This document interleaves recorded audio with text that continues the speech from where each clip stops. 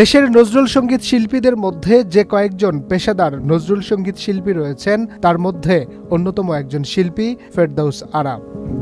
পেশাগতভাবে সঙ্গীত জীবনের 4 যুগেরও বেশি সময় অতিক্রম করেছেন তিনি। শিল্পী জীবনে এবার 2025 সালে 21 পদকে ভূষিত হয়েছেন দেশ বরেণ্য প্রখ্যাত সঙ্গীত শিল্পী ও নজরুল সঙ্গীত শিল্পী পরিষদের নির্বাহী সভাপতি শিল্পী ফেরদৌস আরা। আজকের এই অনুষ্ঠানটি ছিল মূলত সংবর্ধনা অনুষ্ঠান, সেটিও আমাকেই সংবর্ধনা দেওয়া। 21 পদক প্রাপ্তিতে আমার সংবর্ধনা।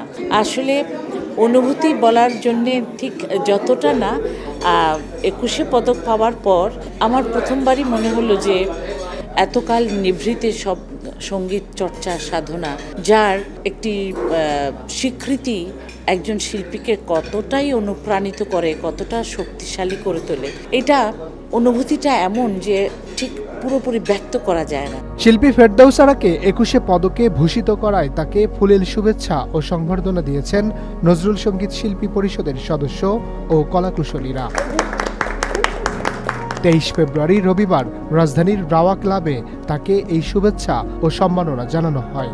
এই সময় অনুষ্ঠানে সভাপতির বক্তব্যে নজরুল সঙ্গীত শিল্পী পরিষদের সভাপতি বক্তব্য রাখেন। তিনি বলেন, আমরা নজরুলকে ভালোবাসি, আমরা সঙ্গীত শিল্পী পরিষদ, অতএব নজরুলের গান হচ্ছে আমাদের মুখ্য বিষয়, সেটা চর্চা করা, সেটা প্রচার প্রসার করা, কিন্তু এগুলোর মাধ্যমে আমরা নজরুল চেতনাকে ছড়িয়ে দিতে চাই। ঠিক এই মুহূর্তে আমাদের একটা অনেক বড় চ্যালেঞ্জ ফেস করতে হচ্ছে, সেটা হচ্ছে প্রযুক্তির কারণে সাংস্কৃতিক পরিমণ্ডলে যে একটা বিশাল পরিবর্তন এসছে। মানুষ এখন প্রথম কথা গান শোনার জায়গাটা গান দেখা দখল করে নিয়েছিল।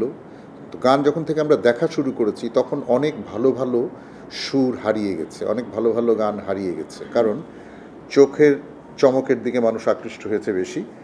এখন সেটা আরও একটা খারাপ অবস্থায় গেছে, যেহেতু একটা মোবাইল একটা টেলিভিশন চ্যানেলের সমান ক্ষমতা রাখে, যে কেউ এখানে লাইভ করতে পারে, সেটা ইউটিউবে হোক ফেসবুকে হোক, এবং সেটারও আর একটা খুবই বাজে অবস্থা সৃষ্টি হয়েছে যখন শর্টস, রিলস এবং টিকটকের মতন বিষয়গুলো এসছে, যে 30 সেকেন্ড 50 সেকেন্ড এগুলো একদম অ্যাডিকশনের সৃষ্টি করেছে। এই সময় অনুষ্ঠানে উপস্থিত ছিলেন সঙ্গীত শিল্পী পরিষদের সাধারণ সম্পাদক শহীদ কবির পলাশ।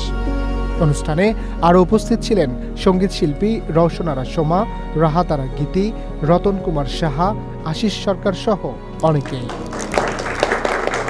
Harunur Rashid, channel I, Dhaka.